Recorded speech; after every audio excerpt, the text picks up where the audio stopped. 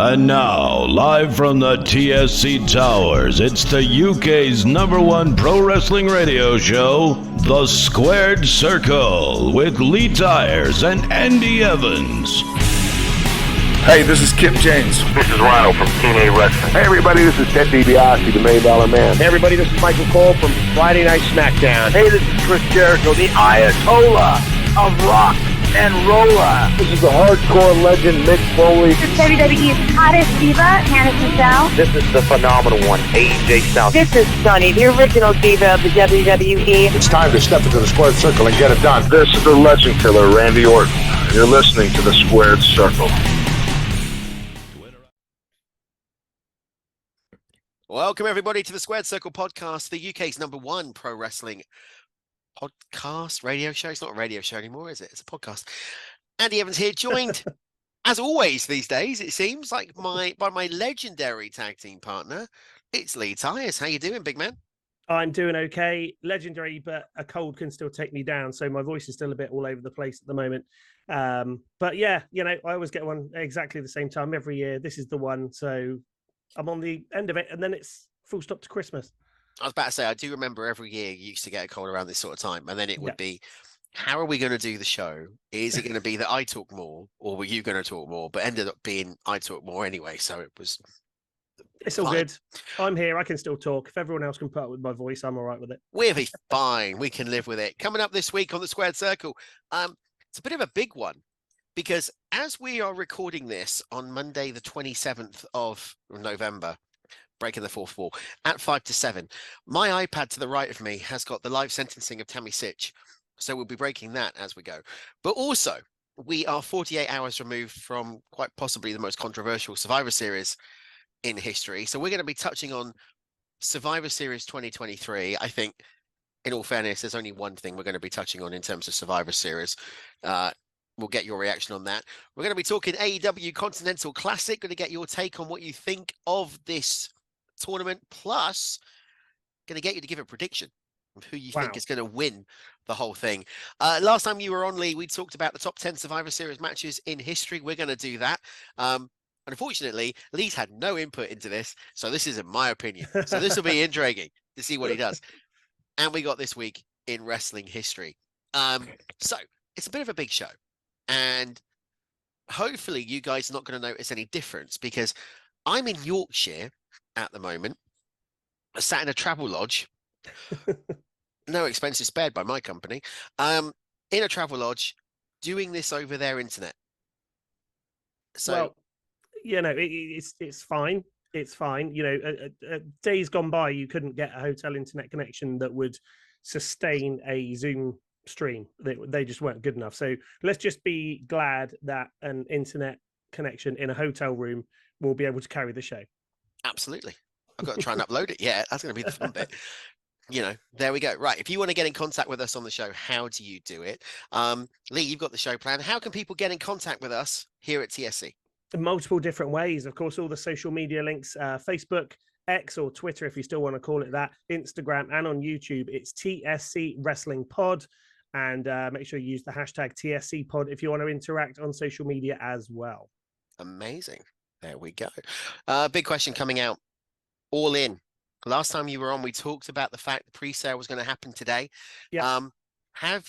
Are you is not the right word. Are you all in for 2024 on the pre-sale?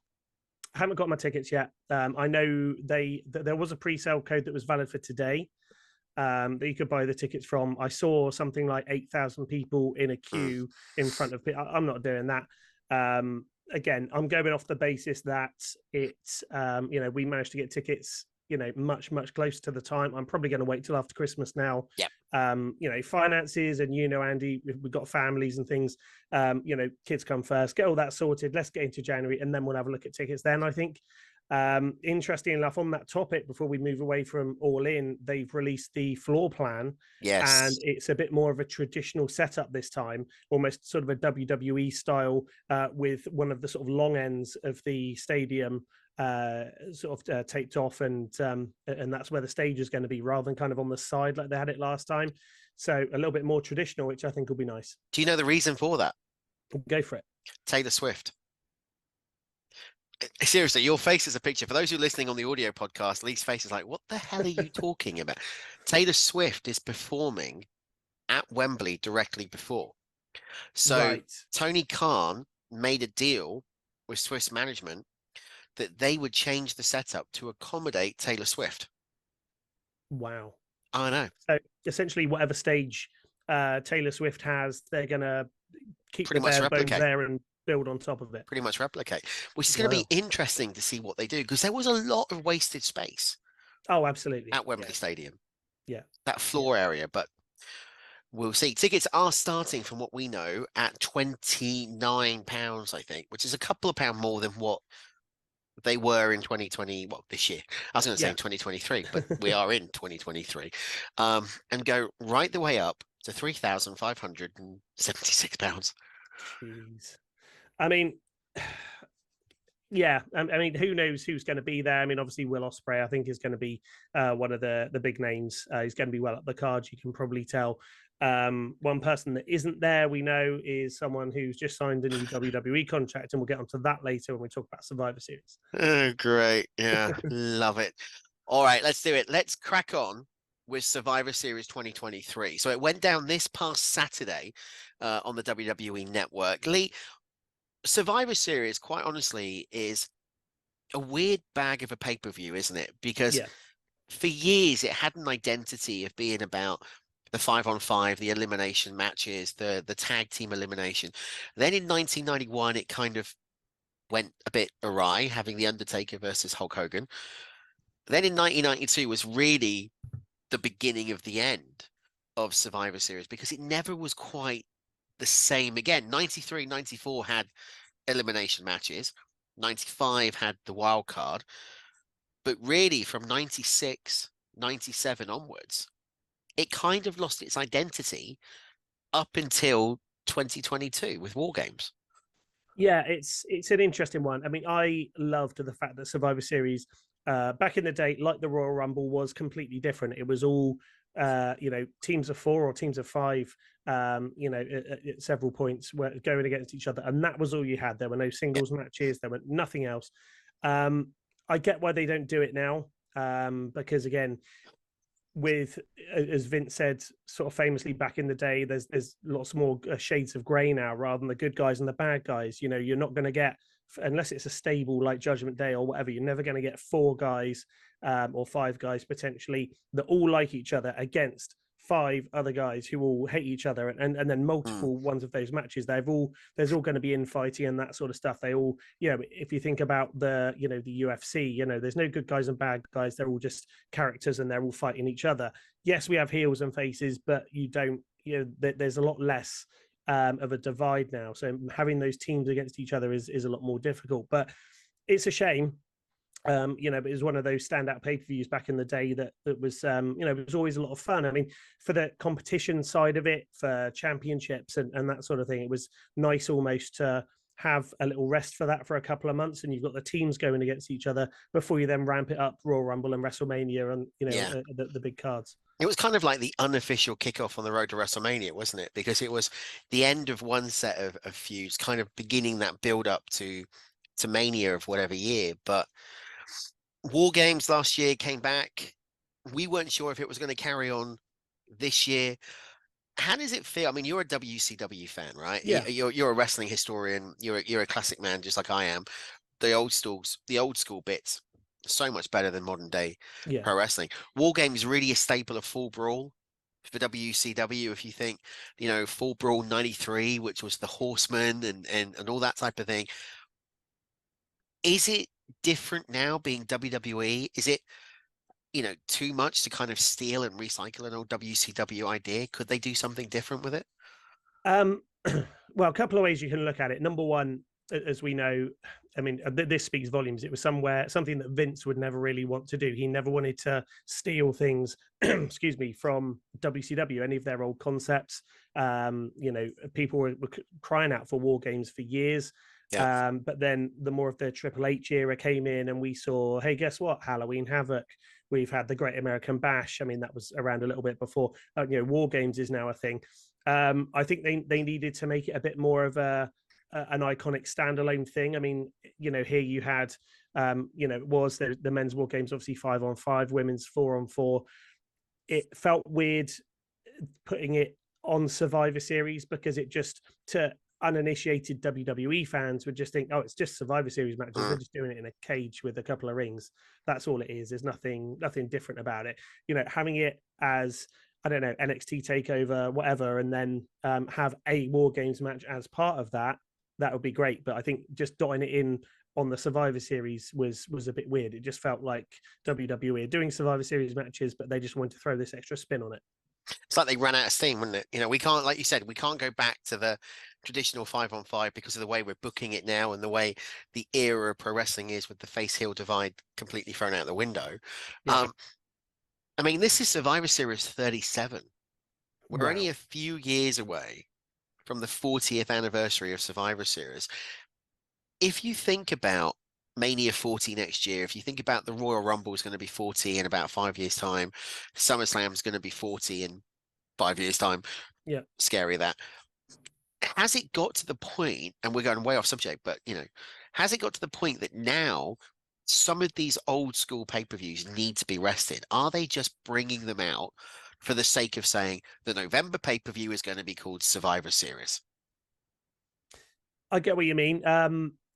Again, as we've said a couple of times already, the pay-per-views used to have an identity. Yeah. Royal Rumble had its sort of purple and gold colors, and SummerSlam used to be the orange and yellow, and they all sort of had specific branding. Now it kind of seems like it doesn't really matter what the pay-per-view is called. It's got a generic logo.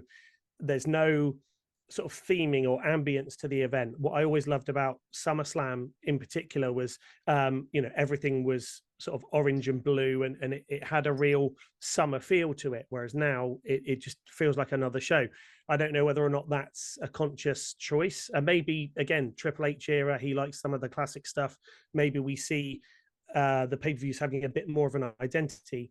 I can understand some of the ones sort of in between, the ones that have evolved from the in your house kind of fill-in pay-per-views. Yeah. Have a proper identity for Royal Rumble, have it always look a certain way, have specific ring ropes, or I don't know, just a look to the ring so it's a Royal Rumble as soon as you see a screenshot of it. Same with Mania, SummerSlam, Survivor Series. But yeah, it just doesn't feel quite right. Again, with the link to the UFC now, are we going to get to the point where we, instead of having UFC 263, maybe we have WWE 642, it's Rollins versus Rhodes, or something like that? Make it feel, again, Triple H loves UFC, maybe they try and give it that more legit feel. Maybe we don't have these catchy pay-per-view names anymore. Who knows? I think we're in an era of change, and not a lot would surprise me with that right now. WWE Octagon Warfare. Could you Battle of imagine the Octagon. Special guest referee, Dana White. I think you've raised some really, really interesting points. And it was interesting in the press conference. Did you watch the press conference? I've seen bits of it, yeah. So the important bits. Yeah. We'll get to that in a minute. The bit when Triple H turned around and said, in 2024 calendar, 6 of the pay-per-views that are going to be running are international. Wow. You wouldn't have got that 18 months ago. No. Pre-TKO takeover. No. I mean, I don't know if we know exactly what they are now, but obviously I know they're doing the one in Berlin. So you've got a couple of Saudis in there, haven't we? You've got a couple of Saudis in there. You've got Elimination Chamber in February that's going to be in Perth, Australia. That's going to be the first mainstream Perth one. You've got the Bash in Berlin, which obviously is taking place in Berlin. There's one taking place in France, which I can't remember what that is, but that's the debut for them to have a pay-per-view. And you've got to imagine we're going to get one over here, especially after the success of Clash, Money in the Bank, and All In. And really, All In, yeah. You've got to think we're going to get another one. But which one are we going to get? Because there's an argument to state WrestleMania. John Cena laid the foundation for that at MITB. Can't see it happening myself. Could it be SummerSlam? That would be good to have SummerSlam again. We've said it a few times over the last weeks and months about what a missed opportunity it was not to have 2022 SummerSlam in Wembley Stadium. and kind of preempt AEW's announcement of bringing it to Wembley. I think AEW's announcement and put it in Wembley was almost a direct response to WWE not, honoring the anniversary of SummerSlam. But again, I mean, it's clever that they're doing it that way. Obviously, there's a huge market in Europe and the rest of the world. Saudi, Australia, places like that. They've got really big WWE markets that don't regularly get wrestling. Number one, it's going to fulfill their needs. All the fans are going to absolutely love it. Plus, when American fans start to realize, well, we haven't got the option of going to 12 WWE pay-per-views this year, we're down to 6 or whatever, they are then going to maybe feel, and again, apologies to the American fans, but for guys like me and Andy who used to, still do have to stay up till 4 o'clock in the morning to watch WrestleMania or a big pay-per-view if you want to do that. You guys are so spoiled. You've got this wrestling on tap in your own time zone, and I would have thought there's going to be a pay-per-view near to you within a couple of years. It's going to be near your town. You can get to it, so it might make you, from their perspective, the Americans are going to work a little bit harder to get to those pay-per-views rather than just thinking, they'll be down the road in a couple more months. I'm just going to sit on my back and watch it at home. You would think it's got to improve live gates, wouldn't it? You'd think so. For WWE, who both WWE and AEW, AEW gets slated. It feels like almost every week you see a screenshot of Dynamite or Collision or Rampage where there's a lot tapered off. But actually, if you look at some of the pictures for Raw recently over the last few months, it's been exactly the same. Now, part of that must be due to the cost of living crisis. Everybody is feeling it with the war in Ukraine. I'm not going to go down politics route, but if you talk to Rishi Sunak, it's all because of the war in Ukraine. Damn you, Putin. But that cost of living crisis, the pandemic, is playing a part on everybody at the moment. So you're not going to want to spend your disposable income on going to a live event in terms of a Raw, but the pay-per-views are different, and they will sell out the minute they come over here, or they go to Australia, or they go to France, like you said, or India. They did the Super Showdown a few weeks ago. Yeah. But it will be interesting. We have gone way off tangent. One person who is going to impact buy rates for pay-per-views going forward, well, actually, they don't need to worry about pay-per-view buy rates anymore because it's all on the network. True. Is a returning superstar. R-Truth is back, ladies and gentlemen. The Survivor Series went down this past Saturday. We are not going to play-by-play, blow-by-blow analyze it. It's been 2 days now. That's not what we're here to do. But let's give you the results of the Survivor Series. And Lee, any general feelings you've got coming out of it.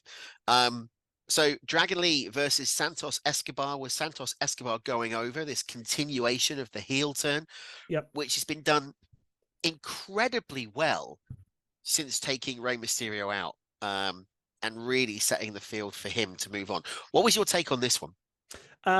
Again, if you looked at these guys 12 months ago, completely different story. It's, again, you look at the very top of the card, which we'll get to, and it's the same old names, the same big names, even returning names are the big names that have been there for years and years, or have come back after years and years. But this match, for me, it gives me confidence that Triple H has still got a very firm foothold in building stars for the future, people that we wouldn't have necessarily seen taken seriously under the Vince McMahon era. Triple H is building stars, and again, the long-term storyline, just little tweaks each week in characters, which we saw with the Bloodline storyline. That's obviously worked hugely, and it just goes to show they're starting to incorporate different paced storylines at different levels of the card. So it's not just, wow, this guy kicks off at this guy at the Royal Rumble. They'll decide at WrestleMania who's the best. That some storylines are going to last 6 months, some a year, some will last 3 weeks, and it's always been there, but I think they're starting to make it a bit more delicate now with how they let them unfold. So yeah, it was really good. Positive future for both these guys, I think. I think it's the interesting thing, like you said about the Triple H booking, is the fact that it is this old school mentality, isn't it? Of, we don't need 4 weeks to tell a story. We could do it on the slow burn. We could, we technically haven't finished Dominic Mysterio and Rey Mysterio. I don't care what anybody says. We've not finished that yet. It's still father-son. There's still going to be an altercation there. But it's interesting to see what he's doing with the booking. Just to kind of say, we're not doing these in order. All right. We're going to keep the 2 big main events to the end. Intercontinental Championship on the line next. As the longest reigning IC champion in history, Gunther defended and retained against The Miz. You know, this is an interesting one because The Miz has been around for donkey's years. Yeah.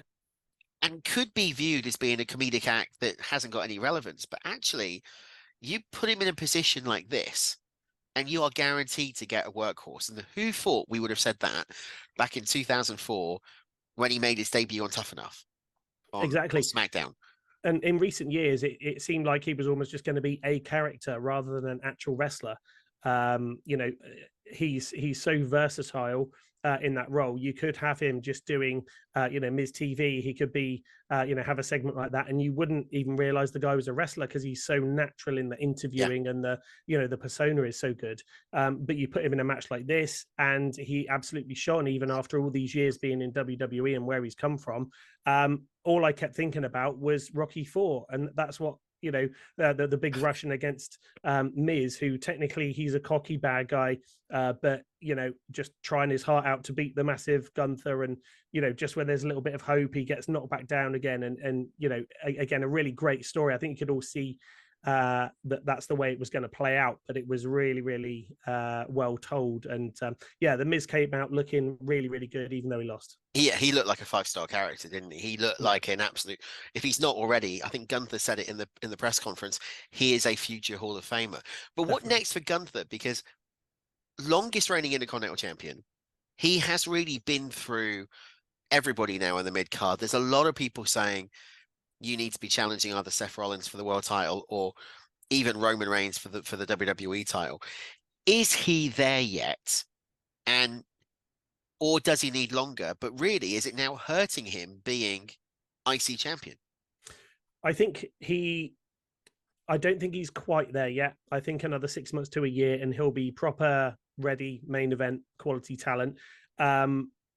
Two sort of aspects to that. Number one, if you get him to throw the Intercontinental Championship in the bin and it goes after Roman Reigns, they're not ready to take the title off of Roman Reigns yet. And when they do, it's not going to be to Gunther. It's going to be to Cody, or now potentially Randy Orton or someone else who we haven't talked about yet, who's just made a return.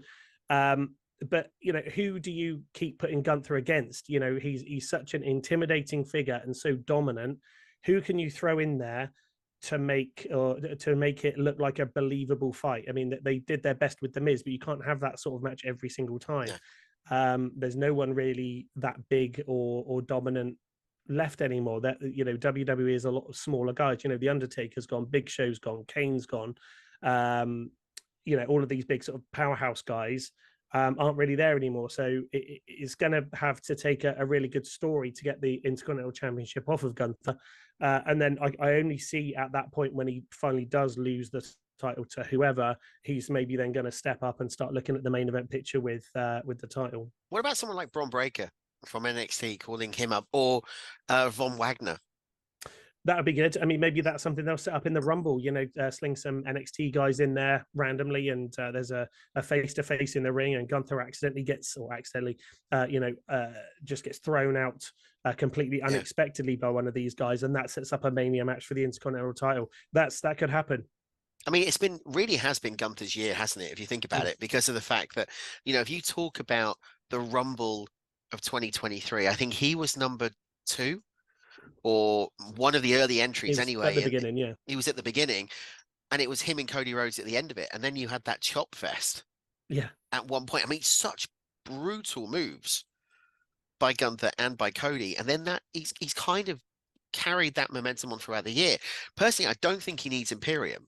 I think he's ready to go out on his own and beat Gunther. I know a lot of people kind of took the poo over the name change from Walter to Gunther.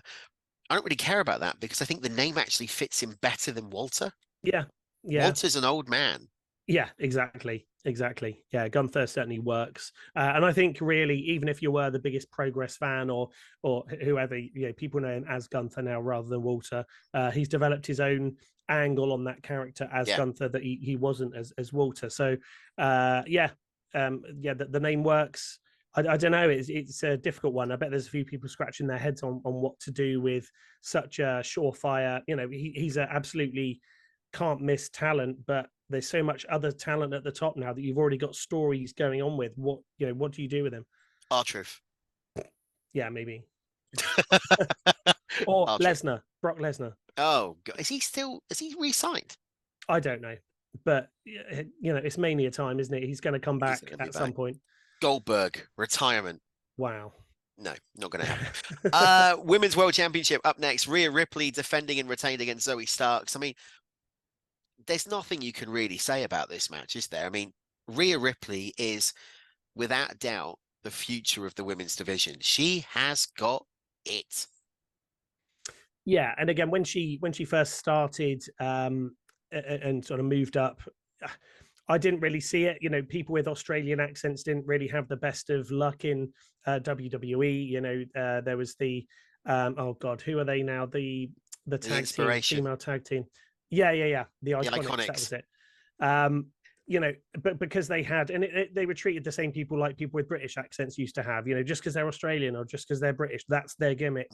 But Rhea Ripley's come up, and Triple H has really taken Rhea Ripley under his wing, and formed her into this amazing character. And her and Dominic, the chemistry there is absolutely phenomenal. It's only helped her character and helped his character. And she is right up there. She works amazingly as a heel. At some point there will be a face turn, and she's going to be one of the biggest stars, or fan supported people in the company, I would think. See, I don't know if a face turn's going to work for her, because she did the face run before. I think it's been just over a year now since she turned heel to join the Judgment Day when Adam Copeland was in WWE, and then very quickly got excommunicated out of there. To me, she's very much like a Brock Lesnar or a Roman Reigns, where you just want to hate this woman. She's got it as a heel, and sometimes that doesn't transcend over into being a face. It's a very dark, brutish sort of gothic look that she's got, that unless you start putting her in pink roses and calling her Natalia, don't know how it will go over. But she's come out of nowhere. She had a bad start after winning the world title at WrestleMania. Yeah. But now she's beginning to pick up steam. And like you said, Dominic, the Judgment Day, that has elevated her to the next level, because she reminds me of an old school manager at ringside. Yeah, absolutely. But could you imagine an angle where something's happened and she accidentally gets pinned by someone, and the Judgment Day didn't help her, and all of a sudden she turns around, makes eye contact with the rest of the Judgment Day, and takes them out in the ring one by one, destroys them? Can you imagine the pop? That would make her the biggest face. I totally agree with you on that. Absolutely. Zoe Starks. Yes. Thoughts on Zoe Starks? Because NXT didn't really get the biggest amount of respect. Main roster, never really thought she was that good. She was always the Trish Stratus lackey. Yeah. Where is she now? Is she worthy of being main roster, or should she really go back to NXT and allow Nikita Lyons to come up? I think she is. She deserves to be on the main roster, but immediately there in a women's world championship match, I think was a little bit premature. I think she needed to find her space on the main roster and develop her character a little bit more for people. You see the match, Rhea Ripley versus Zoe Starks. Was there any doubt? I mean, similar to the Gunther match, was there any doubt that Rhea Ripley was not going to walk out there with her championship? Absolutely not. And that's the problem these days, isn't it? Because that suspension of disbelief is completely gone. Yeah. And you can work out the booking of how it's going to go. You need something unique. Yeah, it's it needs to be believable. Just a bit more development, I think. 6 months down the road, this could be a proper sort of main event women's match. But I don't think it's not her fault. The talent's there, but I think the company just needs to, if they're going to put her in these situations, they need to build her up and give her a bit more development time to make fans actually care about what she's doing. Okay, so here's a question for you then. So a few years ago, they did WWE Evolution, the women's only pay-per-view. It was a Trish Stratus wanting to do the event with the Bella twins. They ran it. It was a one-off, never happened again. You look at the female talent that's in WWE now with just the one title. No, do you now pull the trigger and say, we're going to do a third show that's going to be purely women.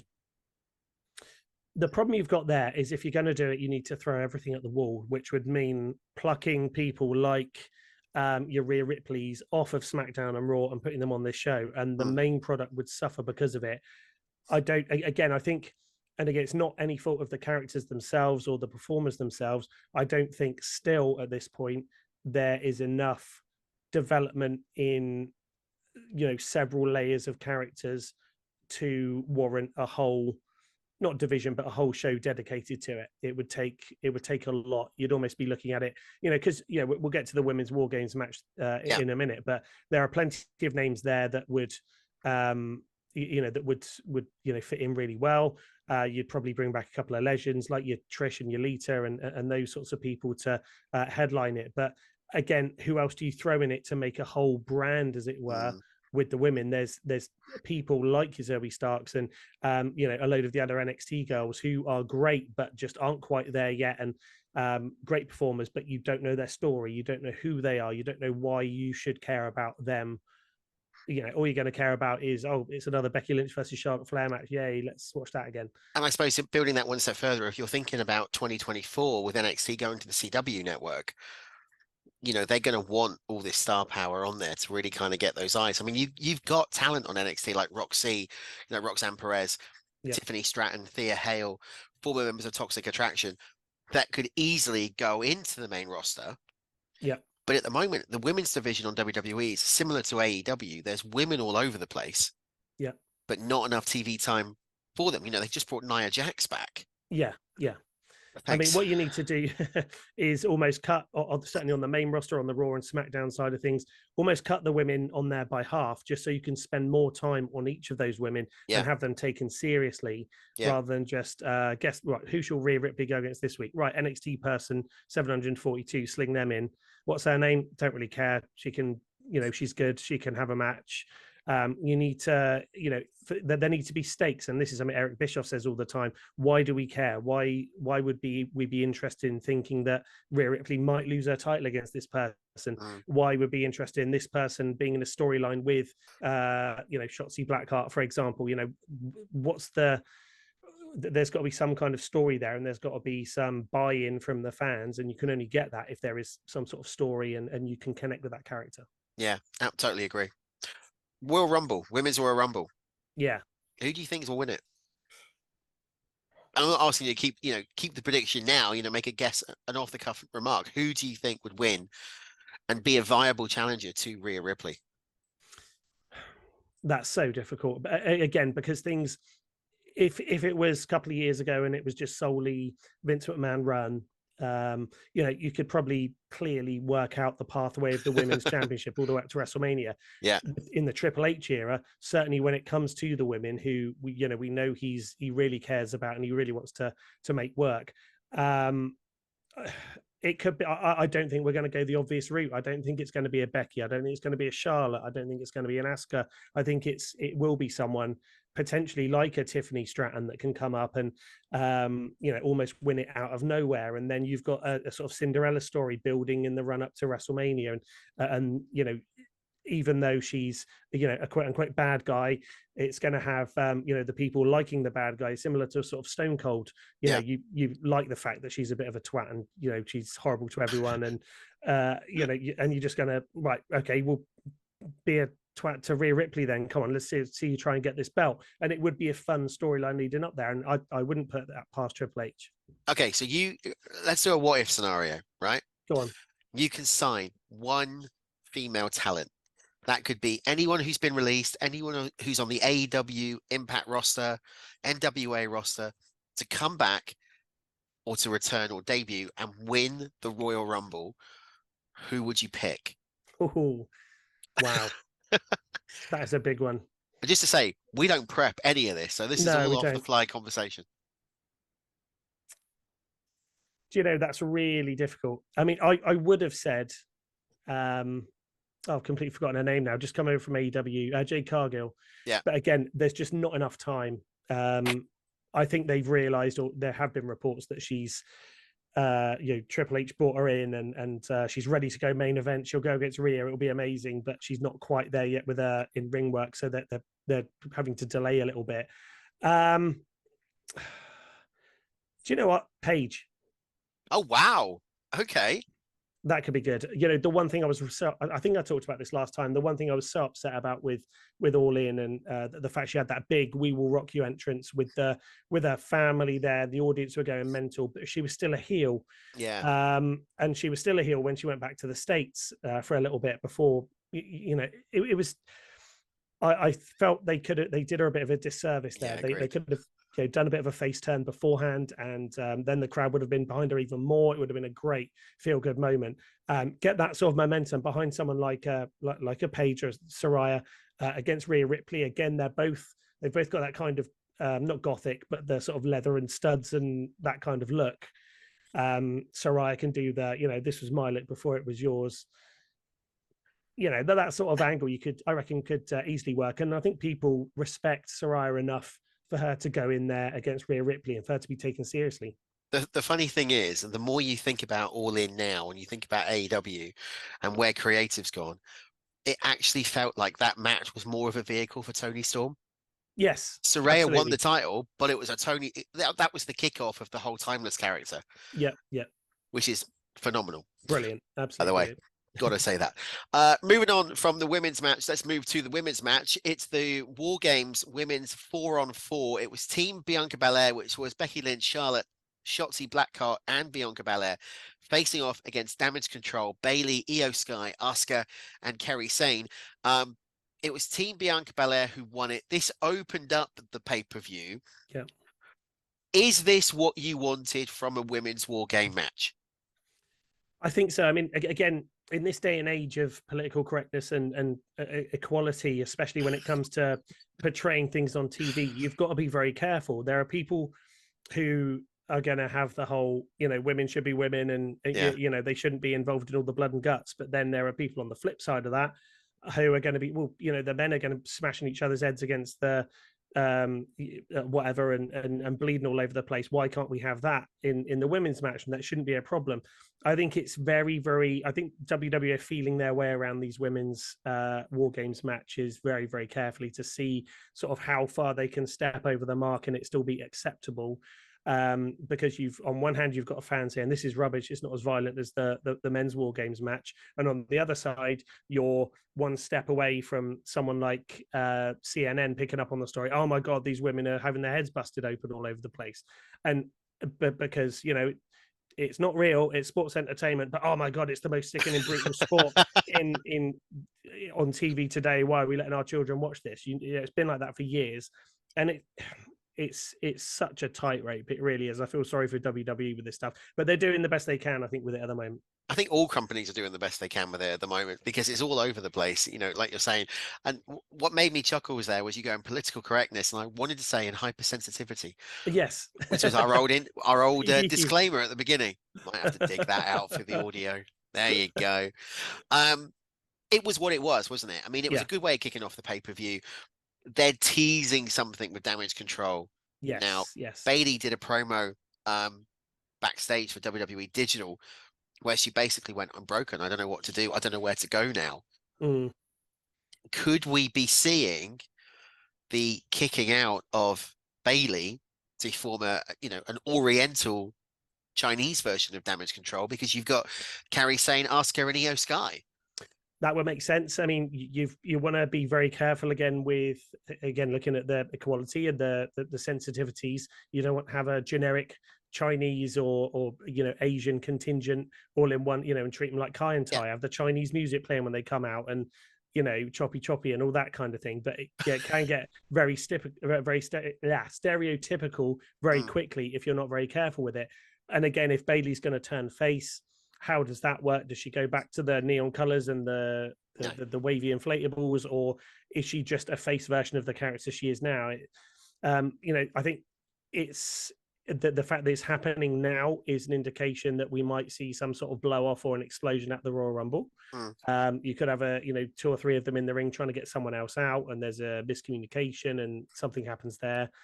But yeah, interesting to see. Yeah, keep a close eye on it. I mean, the interesting thing about the Asuka, Kairi Sane, and Io Sky is they're all formerly from Stardom. Yes. The Joshi female wrestling in Japan. Somebody else who's in the company who is former Stardom is Blair Davenport. Okay, I hadn't thought about that. So you That's a could fair bring point. her up, and then it could be the Joshi takeover. We were the best. We are the best. We are the pinnacle of women's wrestling. Yeah. Put Bailey a line maybe back with Charlotte and Becky Lynch. Yeah, yeah. Form a new 4 horsewomen, and then you've got 4 horsewomen versus this new Damage Control. It's a shame they never did that. The 4 horsewomen. It Oh, was yeah. only sort of teased very loosely, and there was at one point they were going to do the 4 horsewomen of WWE against the 4 horsewomen of MMA, which with Ronda now popping up in ROH is clearly not going to happen anytime soon. No. So it's going to be interesting. Let's see what happens this Friday night on SmackDown. But one very interesting thing on the press conference was Becky Lynch and Charlotte Flair out together. Very forced. I don't know what you thought about it. It seemed very forced. And I didn't realize how much work Charlotte Flair has actually had. She looks totally different. Yeah, she doesn't look the same person she was even 2 or 3 years ago. No. When she was, at WrestleMania doing the flips off the top rope to the floor and all that. A very different person now. Yeah. Interesting. But yeah, it's like, I mean, she had time off. I don't remember having time off. She had most of this year off, I think. Did she? I mean, that's me. I mean, I've been obviously. Yeah, you've been out of it for most of this year going on. But I think it's fair enough. So that's on me. But yeah, okay. So she's clearly had a lot of work done, but she doesn't look like Ric Flair anymore, which is, I guess, a good thing. She doesn't look like a 70-year-old man. Yeah, that's a benefit for Charlotte. Move us on to the main event. This is it. Men's War Games, 5-on-5. Team Cody, which was Cody Rhodes, Seth Rollins. Main event, Jey Uso, Sami Zayn, and the Viper, Randy Orton, facing off against the Judgment Day, Finn Balor, Damian Priest, Dominic Mysterio. Sorry, was it Dominic Mysterio? Or was it JD? It was JD McDonough. JD McDonough, yeah. And Drew McIntyre with Rhea Ripley at ringside. It was Team Cody Rhodes going over. 2 things for me in this match. One, how good was it to see Randy Orton back in the ring? And by God, how jacked does this guy look now? He looks absolutely huge. I mean, I'm not sure how long he will stay like that. It's obvious he's been training for a long time, waiting for the go from WWE and to say he's been booked back on a pay-per-view. But as we know before, he is very injury prone. There was that time, do you remember he used to do that thing where he'd flip over and he'd start punching the mat, and I think he dislocated his shoulder just by punching the mat. He's got to be very careful with his body, certainly at his age. I mean, that was several years ago. He looked great. He looked like he hasn't missed a step. The sort of quick snap power slams that he does, they looked, nice and crisp. The interesting thing for me is there's some footage of when he left the ring after other things, which we'll get onto in a minute. And he indicated he sort of did that, indicating he wanted another 10 years on his contract. Oh God, he would be going for another 10 years, which again, I like Randy Orton as a character. I think he's done amazingly well to last this long and still be in the position that he is. But do you think he can hold up for another 10 years? I don't think he can hold up another 10 months, if I'm being honest with you. I think, it was very clever booking the way they did Randy Orton. They held him off for a lot of the match. Yeah. Brought him back in. That big spot with the RKO off the top of the cage. Yeah. Which, if you look very closely and you want to be very nitpicking, he never actually connected with JD McDonough. Just saying. But it is what it is, right? Hearing the music, hearing Randy Orton come out, seeing him do it, seeing him do the snap power slams was worth it. For me, though, it's kind of like a bit like what you were saying. When is enough, right? Do you need to go? He's had a Hall of Fame career. There is absolutely no doubt about that.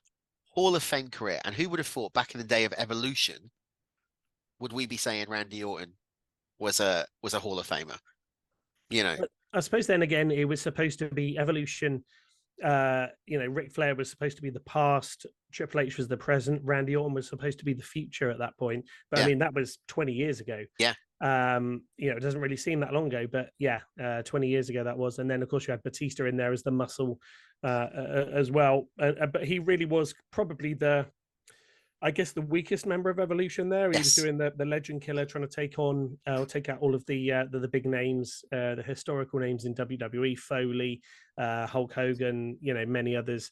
And that was a really great character, but he has evolved, ironically, into the Viper character. And again, at one point he was almost resembling a snake. There's sort of his mannerisms and movements in the ring, but now he, regardless of what they call him, he is Randy Orton. He's a great performer, and you can throw him in there with anyone.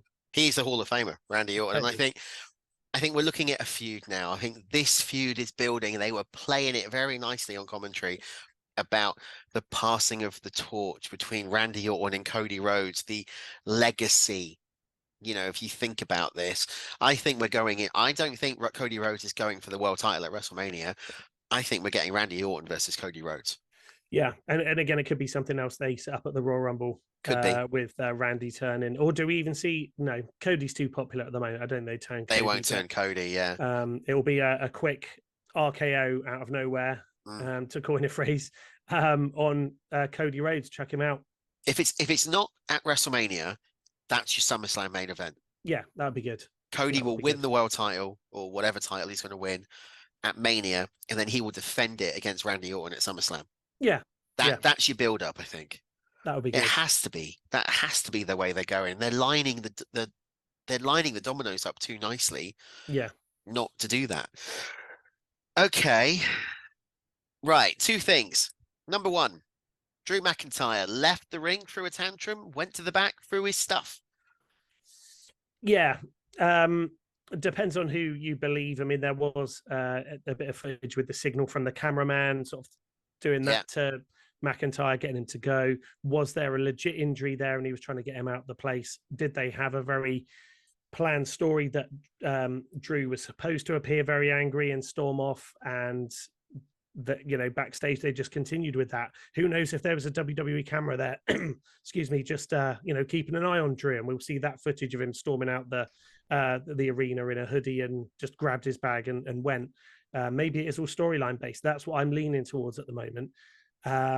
Obviously, the end of the pay-per-view we have discovered recently excuse me, I'm going to get rid of this in a minute, that that the people in the main event did know what was going to happen. However, I think if there was any upset from any of the people who are in the ring, it would probably be not necessarily against the person who did return, but the fact that they weren't kept completely in the loop about what was going on beforehand. That would be what I would, that's how I would feel about it.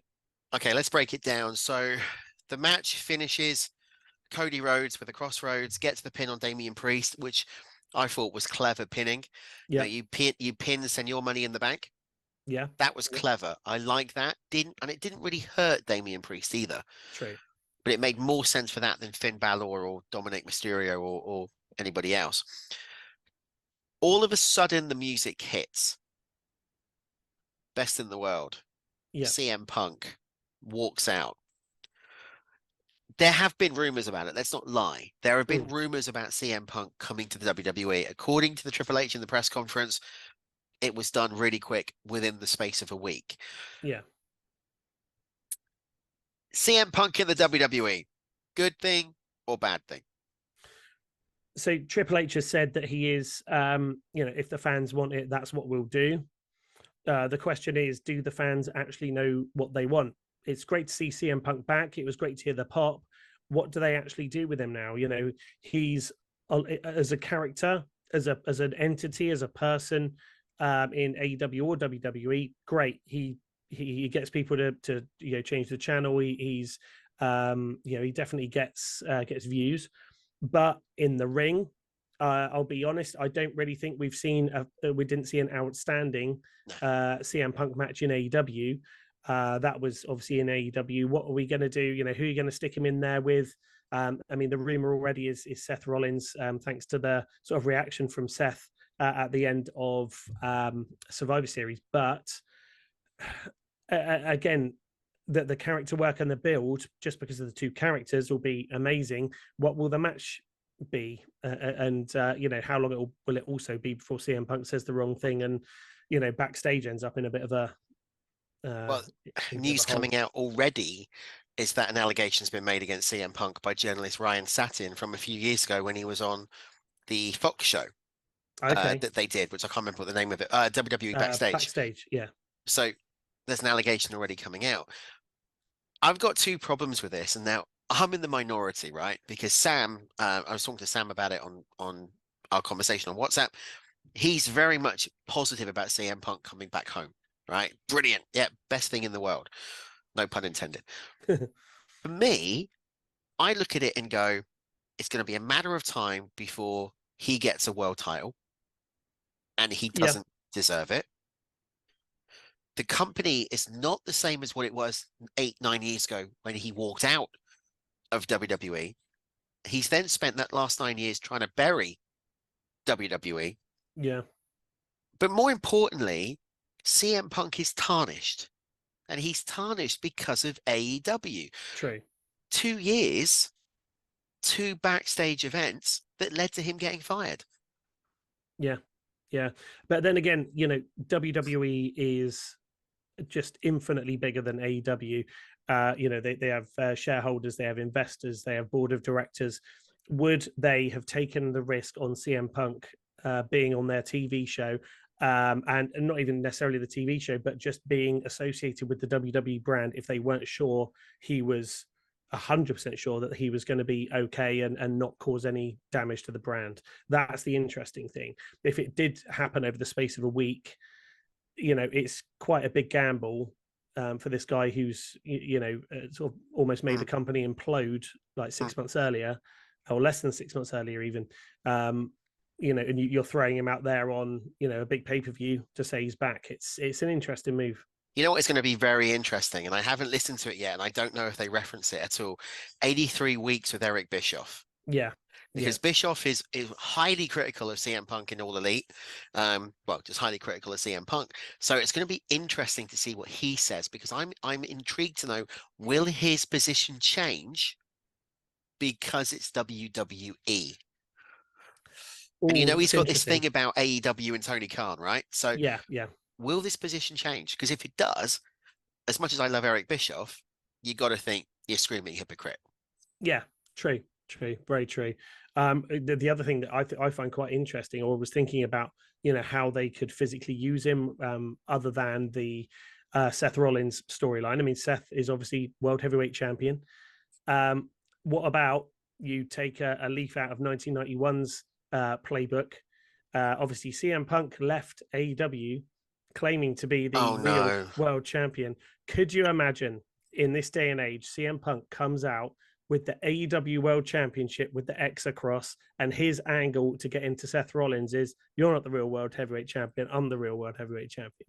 Can you imagine the lawyers would be on that so fast? Exactly. But could they, even if they don't have the belt there, he could claim that? Oh, yeah. And I expect he would. But what I want to know is tonight on Raw, and by the time this is released, it'll most likely have already aired. Tonight on Raw, we know he's going to be there. We know he's going to cut a promo. Is he going to come out and say in blah, blah, blah, blah, blah of this year, I left the WWE, da-da-da-da-da, I'm now back. And this is where professional wrestling starts. The same promo that he did on Rampage a few years ago. Is he even going to reference his tenure with the other company? Officially, I don't think he will. I reckon there'll be a few veiled statements that only the people who sort of know what he means are going to pick up on. I think he's going to be very careful with it. I don't think they'll want him referencing AEW by name, but yeah, he'll say, I've done some stuff in the minor leagues, or it'll be something like that to discredit AEW and I've worked in a jungle full of boys. That'd be good. That would be good. Are you looking forward to it long term, though? I mean, you've been a wrestling fan for as long as I can remember. I think we both collectively have got too much history in terms of pro wrestling. As a wrestling fan, forget what we do, forget the podcast, forget our history doing this, forget what we've done backstage. As a wrestling fan, are you looking forward to CM Punk being back in WWE? Yes or no? If it goes to the plan and CM Punk doesn't, screw it up for himself, yes, Absolutely. The character of CM Punk is entertaining, bottom line. Even if he's not, the best in the ring anymore, the promos and just his presence there is interesting, and it gets people to watch TV. As long as CM Punk doesn't trip himself up by doing anything stupid, I think it could be a good run for a year or two, and then he's, Hall of Fame induction. See you later. Job done. They're already selling merchandise. Have you seen it? Yeah. What I found was interesting is everything was done so quickly. He still came out to his old Titantron from, because I'd have thought they'd have given it things, and they probably will have done by tonight's Raw, just sort of updated his Titantron a little bit, made some tweaks to it, but it was exactly the same Titantron he left to. But funny, again, that was keeping the circle very tight of the people who knew about this, obviously production, and they just had to dig out his old video from 2013, 2014, and hope for the best with that. And it's funny, if you go on the WWE Network now, the #1 recommended video to watch is the Best in the World documentary. Yeah. It's like, oh, come on. AJ Lee, you got to think is coming back in soon. I mean, that would be an interesting character. Have her come in as his manager, and then she can also do some stuff in the women's division as well. That would be intriguing, because he's never really had a manager apart from Serena Deeb and the Straight Edge Society. So that would be... We'll see what's going to happen tonight on Monday Night Raw and going forward. Apparently, they're not assigning him to a brand. He's going to be a free agent. Sounds good. I mean, again, it just creates more intrigue, doesn't it? God, if he ends up on Tuesday nights on the NXT, that would be... There we go. All right, that was Survivor Series. If you have to rate Survivor Series, Lee, out of 10, what would you give the overall pay-per-view? Overall, I would give it a 6. If it didn't have the CM Punk? Probably less than that. I mean, 4 or 5. It was okay. It was what it was. I don't think there were any massive surprises. Without the Punk thing, it was all... The only reason really anyone watched it was, War Games is War Games, but they were watching it to see Randy Orton come back. That was the selling point of the pay-per-view. I don't think there was anything else really that was hugely monumental or even really promised as part of the promotion. And like you said, if you look at the card, you could easily work out the booking of who was going to go over. Yeah. Quite simply. All right, well, we're going to keep on with the Survivor Series coverage, but this time we're going to go back in time to look back at the top 10 Survivor Series matches in history. Now, these Survivor Series matches, guys, have been chosen by me. It's going to be very interesting to see what Lee thinks, because he only saw the top 10 list half an hour before we went live. That's correct. So let's kick it off. Number 10 in the Survivor Series top 10 list goes back to 1995, and it was the wild card match, which features Shawn Michaels, Ahmed Johnson, the British Bulldog, and Psycho Sid facing off against Yokozuna, Owen Hart, Razor Ramon, and Dean Douglas. Now, this one was the first time they'd ever done it. It was the last time they'd ever did it, and it pitted friends versus foes, friends with enemies and enemies with friends. What did you make of this one? Again, I think it was adding an element into it that didn't really need to be added. The spectacle itself is your 4-man team versus your 4-man team, but then they did this, the random draw sort of thing as to who was going to be on each team, which sort of to me it made like, well, why are these guys fighting each other then if they're not? You haven't got traditionally your Survivor Series, certainly back late 80s, early 90s, you had more often than not it was a main guy against another main guy, intercontinental level person against his nemesis in the Intercontinental division, then 2 tag teams who were fighting each other. And the intrigue about that is you get to see maybe Bret Hart from the Hart Foundation against, I don't know, Mr. Perfect, who was a singles guy in the Intercontinental ranks at the time. And that was the intrigue of it for me. But in this one, I see what they were trying to do. They were just trying to spice it up a little bit more, make it a bit more interesting. But I don't know, didn't really do it for me. Survivor Series 1995 was one of those weird times, really, because it was this new generation. But is it going to appear again in the list? I will say there has been a Survivor Series match that I've omitted from the list that quite rightly should be in it. And the reason that I've taken it out is because we talked about it in depth the last time you were on. And that was the Hart family against Shawn Michaels and his Knights. Yes. It should be in there. Yeah. But I put it as number 11. Okay. Because we already talked about it. So it was like, There we go. Check Number out 9. last week's show or 2 weeks ago show. 2 weeks ago. Yeah, I did do a show last week. My bad. Last I can't even get my words out now. Number 9 on the list, we're going to go to 1990.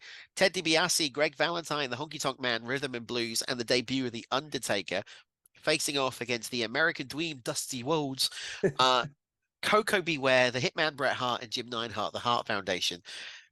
This one, or in this card, any winners would go through to the Ultimate Survivor match in the main event. Now, this one, I think the entire team went through. Let me look.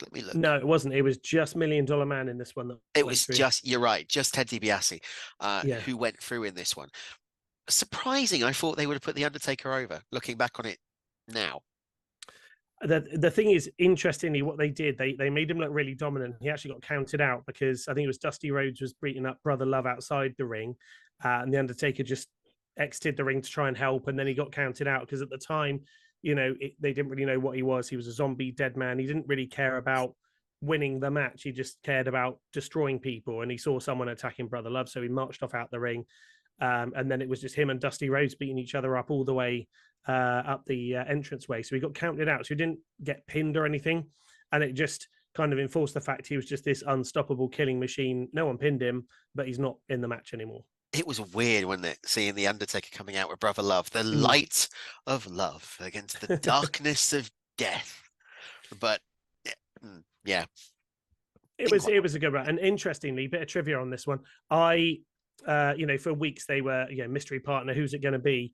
The pay-per-views in the UK were on Sky Movies back then. Yeah, they were. I didn't have Sky Movies, but what you could do is you could put it on the Sky Movies channel. You could hear the audio, but all you see was this like scrambled signal on your screen. So I was listening to the Survivor Series essentially, and Undertaker comes out and all you can hear is Roddy Piper going, "Oh my God, who is that? Look at the size of him. He's enormous. And 6'9", 6'10". He's huge. Like, who is it?" And I was so frustrated because I couldn't physically see the screen. All I was doing was listening. And I'd watched a bit of WCW. We had a little bit of WCW on TV around about that time, and but it didn't link the fact that it was Mean Mark Callis from WCW back until I finally got an issue of WWE magazine, I think, or maybe the next week's Superstars on Sky One. But yeah, super frustrated because didn't know who it was. Oh, I remember those days listening back to the audio stream. Oh yeah, only. Oh yeah. Yeah, a WCW Worldwide on That's a Saturday right. afternoon on ITV. Yeah, That's what we those had. were the days. Just before Baywatch. Yes, it was. Yeah, what, 3:30, 4 o'clock-ish? 3:30. Like I think I don't know what it was like. I can't remember exactly, but I know at one point it used to be the A Team, then it would be the Fall Guy, then WCW Worldwide, Baywatch, and then Gladiators. That was like the ultimate Saturday afternoon, Saturday early evening. Well, right? we're getting Gladiators back. We are with Bradley Walsh. Yes, and unbelievable. Barney. But then you flipped it over to BBC One straight after Gladiators, and it was Noel's House Party.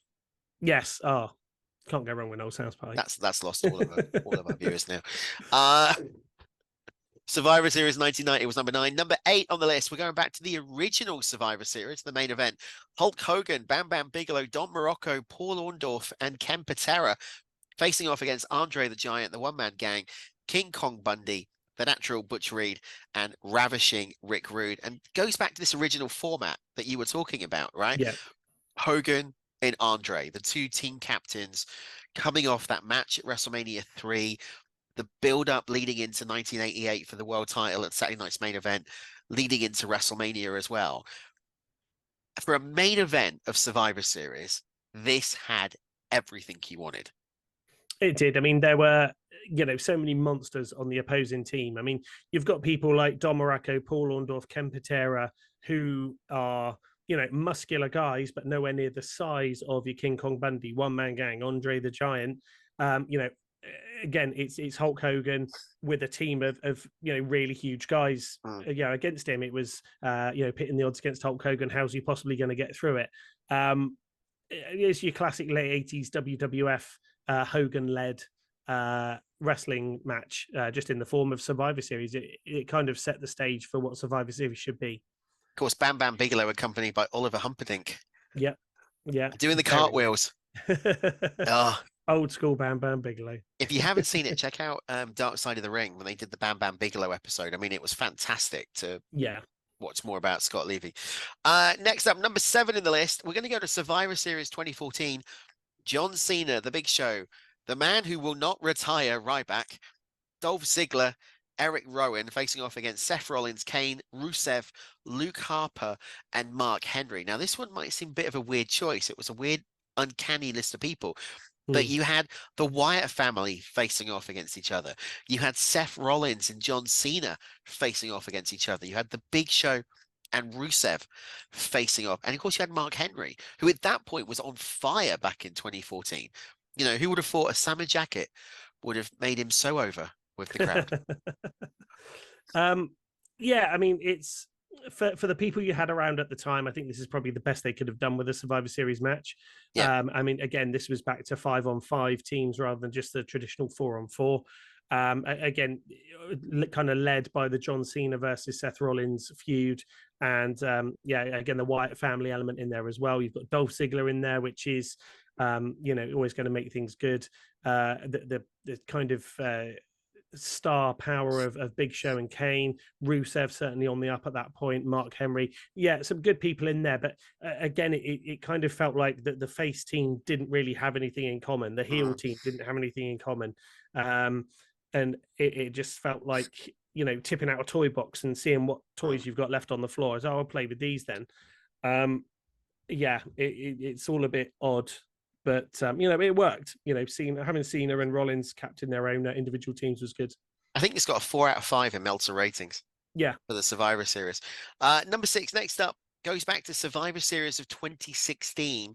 Now, this one is interesting, and I'll tell you the reason why in a second. It was Shane McMahon, Bray Wyatt, Randy Orton, AJ Styles, and Dean Ambrose, of course, as we know him as John Moxley, facing off against Kevin Owens, Chris Jericho, Seth Rollins, Roman Reigns, and Braun Strowman. Now, if I've got my dates right, which I think I have, this was the first pay-per-view after the WWE draft of 2016, where Shane McMahon was the general manager of SmackDown and brought Daniel Bryan in as the commissioner, and Stephanie McMahon was the general manager of Raw and brought in Mick Foley as the commissioner of Monday Night Raw.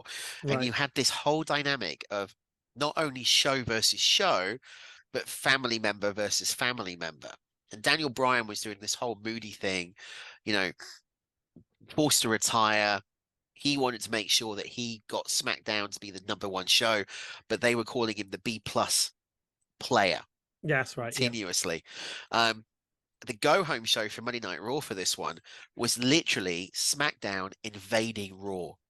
And the last thing you saw was AJ Styles doing a flip over the top rope to take out the entire Raw team at ringside. I mean, it was one of the best go-homes for a Survivor Series in recent memory. And the match didn't disappoint.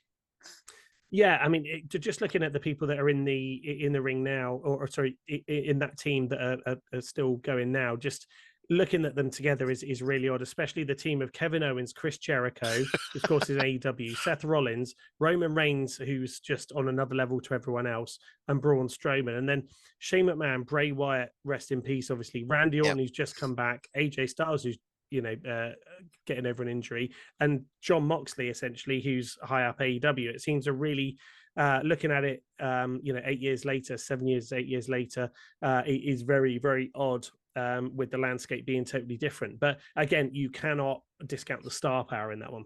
No, and Jericho had the list. Yes, he did. Yeah, it was that version. I think this was Kevin Owens and Chris Jericho doing the whole best friends forever gimmick, wasn't it? That led to the breakup. It was tremendous, but only 6 of them are still in the WWE. Yes. Wow. If you think about it. Yeah. Wow.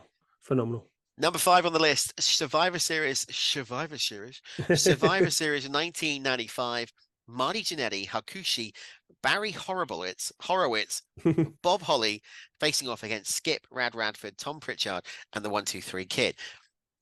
So I'm going to get heat for this one for putting it in, because in some respects it was god awful, but in other respects it was the legitimacy of what they would call the new generation. You know, Yeah. Barry Horowitz was getting a major push right the way from SummerSlam, where he beat Skip Yeah. in Yeah. his first ever win. You know, on Superstars, Interesting. and he beat him again at SummerSlam. Yeah, it was. This was. I mean, that is classic Survivor Series lineups, and it was classic 1995. Just the names there. I mean, if you look at in-ring work, obviously Marty Jannetty's really good. Hakushi as well. Bob Holly, yeah, maybe. Skip, obviously. Chris Candido, Radford was always good. Of course, that was. Oh God, Louis Spicolli. Yes. Well Tom done. Pritchard, who would go on to be Zip in the Body Donners as well with Skip. Yeah. And then the 1-2-3 kid, Sean Waltman, who we know developed greatly after that to be X-Pac 6, all that kind of stuff. So some really good talent here. And again, but this was, you know, pick 8 wrestlers from the mid card of WWF in 1995 and put them in a match. This is it. It's still enjoyable though. I don't know what totally. it is. Yeah. I love watching this. I love watching Survivor Series 95. I mean, the pay-per-view is shit, but I love watching it. Maybe it's that skit with Bill Clinton. I don't know, but it's such a good pay-per-view. Number 4 on the list, we're going to go back to 1988. This was, I think, the first and last time they did the tag teams at ringside. I think they did it 87 as well. 87, that's right. In 87, 88. Yeah. And then do you remember the old Silvervision WWF Silvervision thing at the beginning, the trailer? This was always... Yeah, everyone remembers that.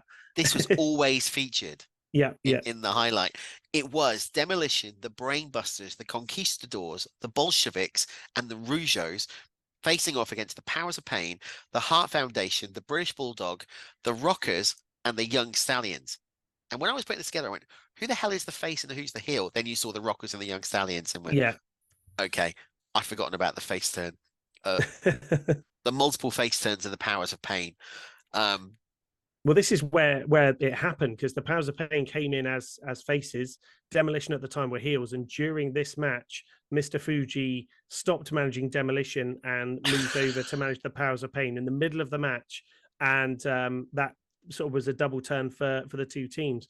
But look at the numbers of it. You've got 20 wrestlers there. Yeah. And this was one of the things with, you know, when you've got all of the people and they're all stood on the apron in each corner, and they basically surrounded the entire ring. When people were being thrown off the ropes, people had to step aside to let people bounce off the ropes because there were just so many people around. I think that's potentially one of the reasons they stopped doing this type of match. Just there were too many people.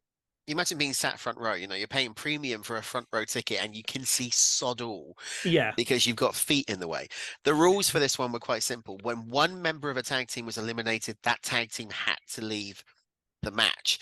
But it was, I mean, look at the talent. Look at like the Brainbusters, Arn Anderson, Tully Blanchard, Axe and Smash, Jock and Raymond, Brett and Jim Neidhart, Davey and Tom Billington, Jumpin' Jim Brunzell, Nikolai Volkov and Boris Zukov. These were main event 80s tag teams. Yeah. Some of them carried on having a career for quite a while afterwards. Maybe not the Young Stallions, but you don't see tag team wrestling like this now. You couldn't do this type of Survivor Series match in today's modern era because we don't have the tag teams. No, not the tag teams that, you know, this was the era where everyone would you'd wear the same outfit as your partner. You know, you have tag teams. Yeah, there's a few tag teams like that in this era, but a lot of the times, tag teams are just two people that are thrown together. They don't wear the same stuff. They haven't got special tag team moves or anything like that. It is a lost art. And again, one of the things that I'd be surprised if, you know, give it 1 or 2 years that we don't see make a bit of a resurgence in WWE under the leadership of Triple H, because again, he's been very vocal that he loves, you know, the old school stuff, loves the tag teams. Maybe we see a bit more of that coming back. I'd love to see classic tag team wrestling with the tag rope being in the corner. Oh yeah. But you know the other thing I'd love to see back? Go on. Managers. Yes. Proper old school managers. Yeah. Because they added something totally unique to the presentation. Yeah. Distracting the referee, causing. Is it a bit too cartoony for today? That's the thing. I mean, if they're trying to make it appear a bit more realistic and the gray rather than the black and white, our managers are they going to appear really like out of place compared to what we used to? Possibly, but I think if you look at NXT, for example, with Von Wagner, yeah, and what Robert Stone's been doing, true, which is such a missed opportunity that he's not back competing in the ring, because Robbie E was brilliant, such a down to earth guy as well. But even if you took Spud out of creative and put him in a manager, when he was doing the chief of staff for Dixie Carter and he was at ringside, there's an angle for it that would work. I'm not saying you talk about Slick. I'm not saying you talk about Jimmy Hart with the megaphone or anything like that. But someone like Bobby Heenan that was calculating at ringside, you could see them, tripping the leg every now and then, being the distraction. Paul Heyman does it well. Managers have got a place, they just are not utilized. As they should be. You're right. I mean, certainly Exhibit A is Paul Heyman, isn't it? But just finding people that have got the skill and the persona of Paul Heyman to carry off stuff like that is limited. Yeah. Next up, number 3 on the list, we are going to go back to Survivor Series 1990, the Ultimate Survivor match. I've put this one in for you, good sir. It was the winners, as we said, the winners of their respective matches went into the Ultimate Survivor match. So we had Hulk Hogan, the Ultimate Warrior, and Tito Santana, the faces, facing off against Ted DiBiase, the model Rick Martel, the Warlord, Hercules, and Paul Roma.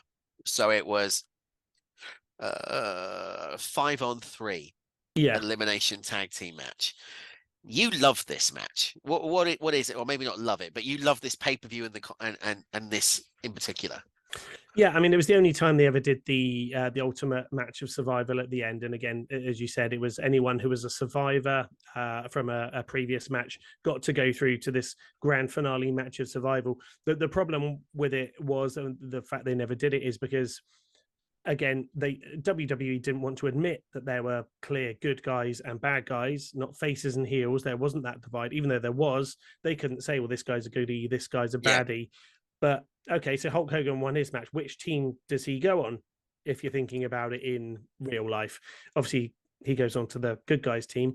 But it was cool to see. Certainly in the promo right before the match, you had $1 Million Man and the entire team of the Visionaries. It was at the time with Martel, Warlord, and Power and Glory. $1 Million Man comes forward and he says, "Oh yeah, of course. Remember back at WrestleMania 6, Hulk Hogan versus the Ultimate Warrior. There's no way they're going to be able to coexist together, and they thought that was their key to victory." And then at that era, would you ever see Tito Santana hanging in the same company with people like Hogan and Warrior on the same team? I mean, he was Intercontinental Champion way back in the day. But he was just a generic mid-carder at that point before the El Matador makeover, which didn't really go much better. But it was just different faces. You'd never see Hogan in the ring with Paul Roma. You'd never see Warrior in the ring with Hercules. Things like that really made it interesting. And again, of course, Hogan and Warrior were the winners of this one, left in the ring at the end, and people were wondering whether or not they were going to explode at the end, and there would be another Hogan versus Warrior match. But they celebrated at the end, and it was, perfect end. And of course, Survivor Series 1990, gobbledygooker. How do we miss that? I mean, if you look in Survivor Series moments, that is up there. Doing the dance with me and Gene Okerlund. Poor guy. Didn't get paid enough. But it was interesting, though, if you look at this match, the only two people that had any history together, really, was Tito Santana and the model Rick Martel.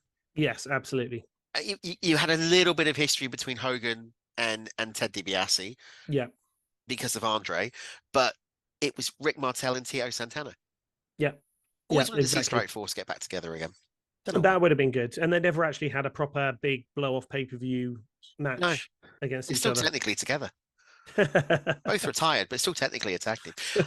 Number 2 on the list, we've got 2 left. Survivor Series 2003. It was Booker T, Bubba Ray Dudley, Devon Dudley, RVD, and the Heartbreak Kid, Shawn Michaels, facing off against Mark Henry, Scott Steiner, Chris Jericho, Christian, and Randy Orton. Now, if you talk star power, wow. I mean, you have got 1, 2, three, four, five, six, seven, eight, 9 world champions in this match. I mean, yeah, regardless of anything else, storylines or whatever, you can't dismiss the star power. I mean, the Dudleys, arguably the greatest tag team of all time. RVD, ECW legend. Shawn Michaels, Booker T is of course WCW champion. Mark Henry, potentially the odd one out, but at the time he was quite a powerhouse and was having a bit of a run. Steiner, of course, Jericho, Christian, Randy Orton, all huge names. And it's difficult, or it's hard to sort of remember how good the roster was back then. Just so many people that went on to have massive Hall of Fame careers if they hadn't already by that point. I mean, 2003 was quite honestly one of the best years for WWE in terms of pay-per-view content. It's still argued as being the greatest because WrestleMania 19, you had SummerSlam, of course, the Royal Rumble, all of them featuring stellar matches. I mean, WrestleMania of that year was Rock Austin for the last time. Michaels Jericho. It was just classic moments. And what is interesting in this one is a lot of these guys were still relatively at the beginning of their WWE careers, like Randy Orton. Still relatively new. Christian hadn't really done much in a singles capacity at this point. Chris Jericho had a great match with Shawn Michaels at WrestleMania. Was on the cusp, was already a former undisputed world champion, but still needed something before it took him further down his career. Absolutely, yeah. And some of the talent that are just sort of coming out of the fallout of the invasion angle as well. People like Booker T and the Dudleys and RVD that they're a bit tarnished by that whole invasion angle and the alliance and all that stuff, and they came out of there with a bit of a bad taste in their mouths, but they're again coming back into prominence and setting their identities up again. So this one absolutely deserves to be number 2. When you can tell that you are a veteran of podcasts in terms of doing the links, because you could not have linked better to the number 1 pick, which was Survivor Series 2001, The Big Show, Team WWF, The Big Show, The Undertaker, Kane, Jericho, and The Rock facing off against Team Alliance, Shane McMahon, the Olympic gold medalist Kurt Angle, Rob Van Dam, Booker T, and the WWE champion Steve Austin at that point. We all know the outcome to this one. Team WWF won thanks to Kurt joining sides with the WWF. But thank God the invasion angle was finished at this point. Absolutely. I mean, this was the match. If someone had said when WWF.com had the notice that they purchased WCW, and you'd said to a wrestling fan on that day, you just wait for Survivor Series 2001, there's going to be the inevitable Team WWF versus Team WCW to end it all. And guess what? Steve Austin's going to be on the WCW team. So's Kurt Angle. So's Shane McMahon. It was the one that is probably the most prominent from a storyline perspective, but also the one that was such a letdown. And it's a shame it was such a letdown, because the people in the matches, or the match, you couldn't really argue against their talent, but they it was such a letdown from what we were hoping for. I just imagine if they had got Hogan in, if they'd got Sting in, if they'd got Goldberg in, Kevin Nash in, Eric Bischoff as the mouthpiece, actually done it as proper WCW, we'd still be talking about it today in a positive light.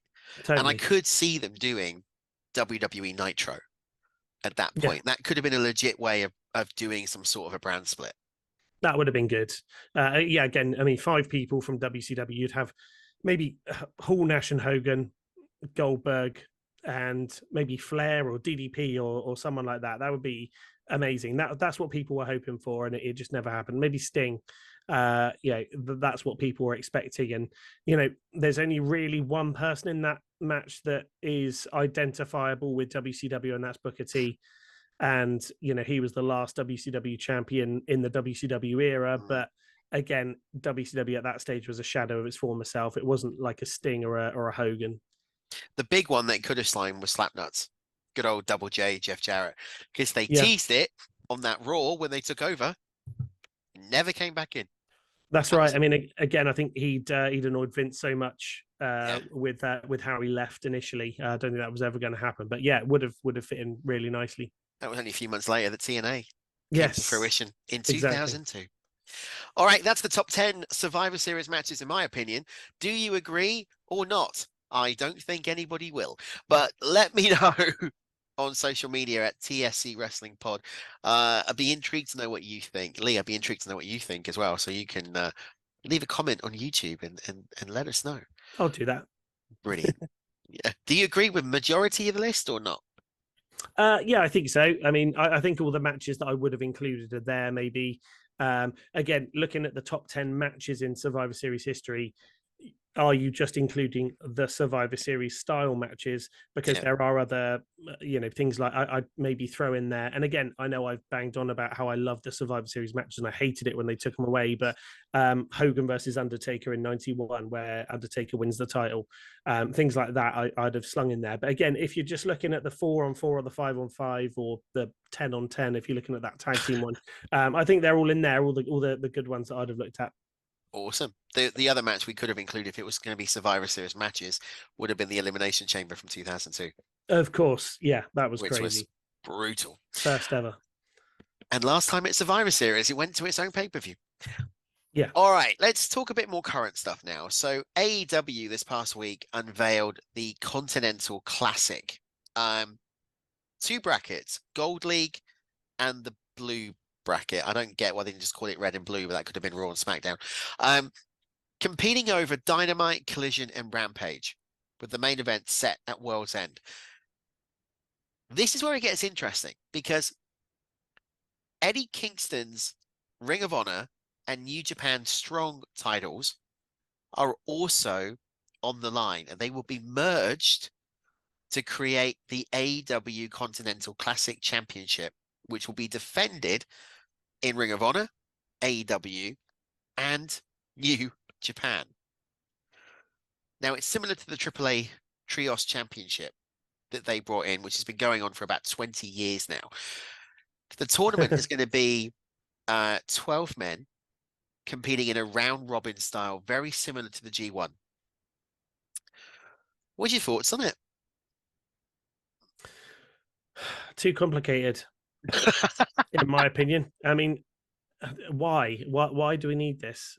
Yeah. Like, I know they're trying to just have anything to make themselves a bit more interesting and different, but I don't care. I really don't. There are some great people in there that could be used so much better. I mean, Jay White is phenomenal. Obviously, Moxley, Swerve Strickland, Jay. I mean, everyone in there has a place on the card, and it's just. I'd like to be a couple of months down the line to see where this actually goes, to see what the purpose of it is. If someone's just going to win and they get this championship, and yay, he's the champion, great. Like, what's the point of doing this whole thing?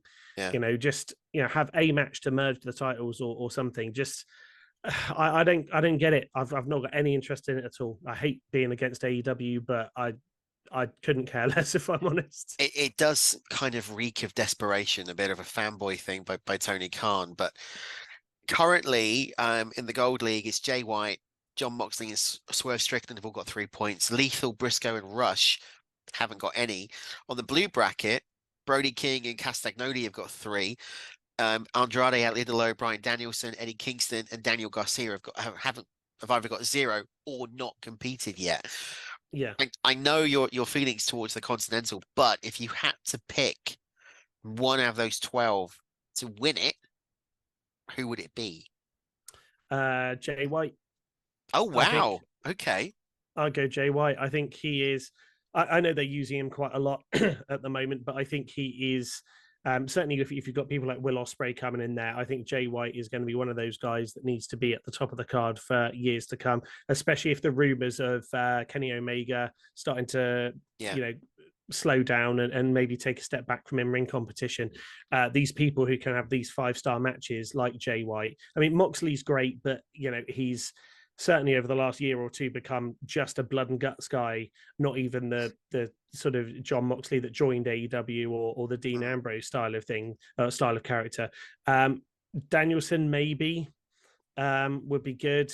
But yeah, I think if it was me doing it, I'm not saying it's the right thing to do or it's what they will do. I would go with Jay White.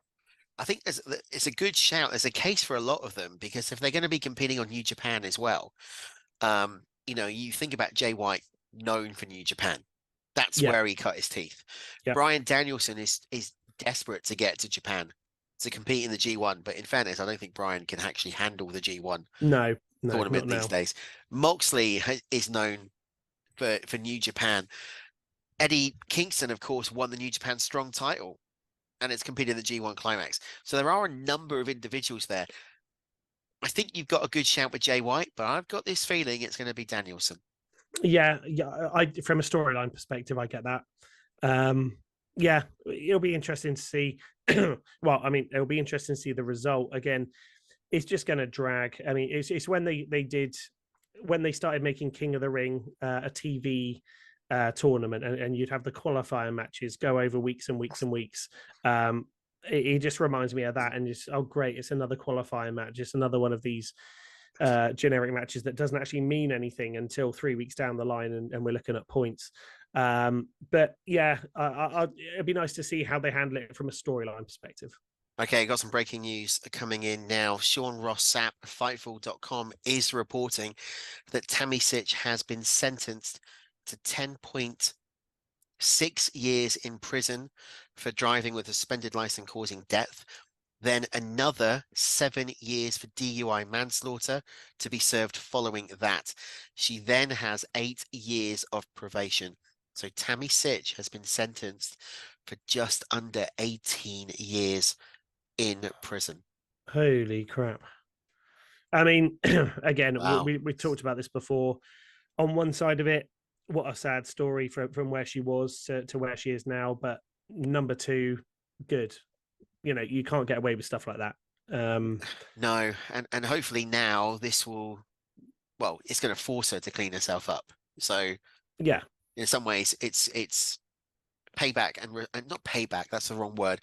It's bittersweet for the family of the person who died, but at least they can now have a little bit of peace. Yeah, going forward, and such a downfall from the Tammy Sytch that we knew back in the day, and who we spoke to as well. Yeah. Again, just sad story, but again, it just goes to show you can't get away with that stuff. It's going to catch up with you.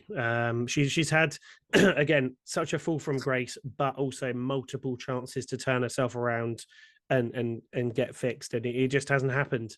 And again, it's, I'm not saying she deserves it, but she's got to expect this sort of result from actions like that.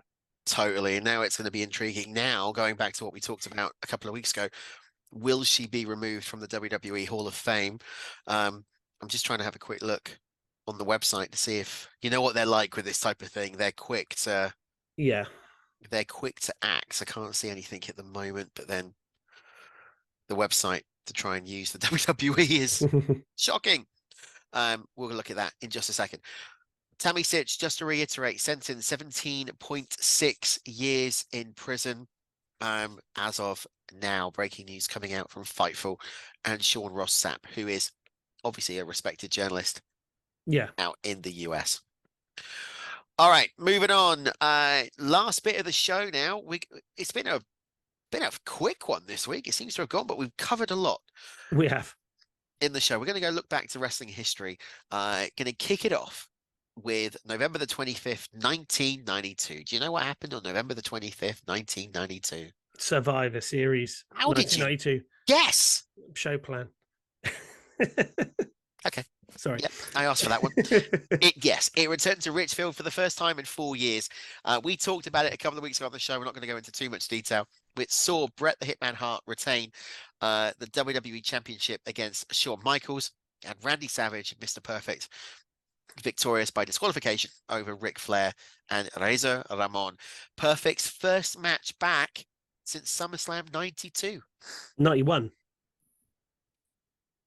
91. Oh, yeah, he was at 92, but he didn't compete. Yes, correct. Yeah, because he was Ric Flair's manager at that point. There were also some big firsts on this card because The Undertaker was victorious over Kamala in the first ever coffin match. And there were feuds being built up that were concluded, such as Tatanka defeating Rick Martel and regaining his Native American eagle feathers. And the Big Boss Man defeated Nails in a nightstick on a pole match. Yep. And people have a go at WCW, honestly. I miss pole matches. They should bring pole matches back. That would be good. What would you do now? Like, I don't know what you could stick on a pole. Don't tempt me. Not for a family show. No, definitely not. All right, moving on. November the 27th, 1996, the NWA presented a unique Starrcade titled The Night of the Skywalkers. The event presented matches on TV that alternated between the Omni in Atlanta, Georgia, and the Greensboro Coliseum in Greensboro, North Carolina. The main event went to a double DQ and a match between the NWA World Heavyweight Champion, the Nature Boy Ric Flair, and the US Champion, Nikita Koloff. In the night's only title change, Tully Blanchard won the NWA TV title in a first blood match against Dusty Rhodes. I think this is WCW, right? This is classic NWA. With Flair as the world champion, the Horseman still in full effect with Tully Blanchard there. Dusty Rhodes still in the NWA. North Carolina, absolutely the stomping grounds of NWA, WCW back then. Yeah, this was the prime era, in my opinion, of the NWA. Yeah, absolutely, and it's never been replicated since. But you know, just thinking about, they would have made a big deal about this being simulcast in different locations, and then you think back to 1986 when WrestleMania 2 was broadcast in 3. Yeah. Although I think the NWA card may have been better than WrestleMania 2. Also on November the 27th, 1991, not like there's any competition or anything going on, Survivor Series took place at the Joe Louis Arena in Detroit. It was the first ever non-elimination match in Survivor Series history, as you've referenced, between The Undertaker and Hulk Hogan, where Taker became the youngest WWF champion up at that point in history. I never realized that. Yeah. I mean, when you see the character of The Undertaker, you don't think of how old he is, do you? But no. Yeah, I mean, clearly was quite a young guy at that stage. And this, you know, they built it up massively with Undertaker versus Hogan. Again, in that era, I remember thinking, well, you know, anyone they throw at Hulk Hogan, obviously he's going to beat them. You know, not going to let Undertaker have the championship. But it was, you know, Ric Flair interfered. Then we had a rematch the Tuesday in Texas pay-per-view just after that. Again, that was the following week, wasn't it? It was later on, the following week. Excuse me. And because of that, still loads of controversy around the championship. That's when they put the title up for grabs in the '92 Royal Rumble. The legendary Ric Flair winning the title in the Royal Rumble. So that was the sort of start of the ball rolling for that whole thing. This week in 1991. It was the most star-studded Royal Rumble of the time. It was, brilliant. And actually, where they changed the concept of the Royal Rumble, wasn't it? Because it was the championship on the line, and then from 1993, that's when the winner would go on to face whoever was the WWF champion at WrestleMania. Exactly. A tradition that's carried on since. Exactly. Yeah, they haven't changed that, which has been awesome. Again, the first couple of Royal Rumbles, they didn't do that. It was just, you know, you win the match. Brilliant. Well done. It always makes you wonder, looking back on it now, why there was so much build up to the Royal Rumble, because it didn't mean anything.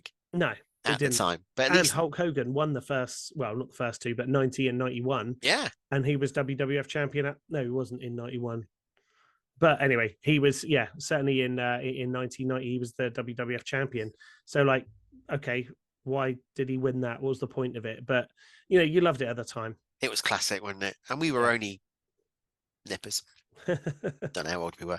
The last This Week in History now goes back to November the 28th of 1985. Funnily enough, it's called NWA Starrcade. This was Starrcade The Gathering. Took place, funnily enough, in 2 venues. Matches alternated between, I'm not going to say funnily enough again, the Omni in Atlanta and the Greensboro Coliseum in Greensboro. In Greensboro, the main event was the Rock and Roll Express defeating Ivan and Nikita Koloff in a steel cage to win the NWA World Tag Team titles. In the Omni, we saw arguably the most prominent dusty finish in wrestling history when the American Dream defeated the Nature Boy in an NWA World Heavyweight title match after initially looking like he had won the belt before the decision was changed and Flair walked out as world champion. You talk about NWA, you talk about the American Dream and the Nature Boy Ric Flair. Absolutely. Those mid-80s Starcades were, classic, sort of 85, 86, 87, 88. All that era were definitive WCW, NWA events. And the roster in that time were absolutely phenomenal. Rock and Roll Express, and the Russians, Ivan and Nikita Koloff, and you had people like the Road Warriors were around then, the Horsemen. Again, it wasn't ever taken as it wasn't ever as big as the WWF, but certainly from a retrospectively, the quality of that product was certainly streets above what WWF was putting out. It just didn't have the glitz and the glamour at the time. Still, you can go back and watch the NWA now on the network and just go cracking classic wrestling events. Exactly. And that is it for this week. You can go rest your voice. It's held out for the entire time that we've been doing the show. Just thanks ever so much for joining me again for the Squared Circle. You're becoming the regular co-host. Why not? I'm not doing anything else. Brilliant. You're back next week. If you can. Can you come back next week? I might be able to come back next week. I'll check my diary. We'll talk about it off air. That's it for this week in the Squared Circle. My big thanks to Lee for joining us once again. One more step under the breach, dear friends, to talk Survivor Series, CM Punk, night of wrestling history, and anything else we want to talk about. It's been fun. Really enjoyed it. When are you back? When are you back on podcast again? Have you got? I might try and squeeze one in before the end of the year, but all eyes are set on 2024 now for Pirate Cast. There is certainly a lot to talk about on it, so we're just trying to plan it out. Pool Pirates have literally, as we were recording, just signed a new rider for the 2024 team. So that's something, lots of stuff to talk about and people to interview. So it's torn now. We might do one before the end of the year, but then 2024 it is. Do one. That's of course. Check out Pyrocast on YouTube. It is a great show. You and Dudders do a fantastic Speedway podcast. Even the person who doesn't understand a word about Speedway. Thank you very much. Right. If you want to get in contact with us on the Squared Circle, let us know how much you hate the decisions that I made for the top 10 wrestling Survivor Series matches. TSC Wrestling Pod on social media using the hashtag TSC Pod. And we'll be back next week. Excellent. But until then, see you at the matches, guys.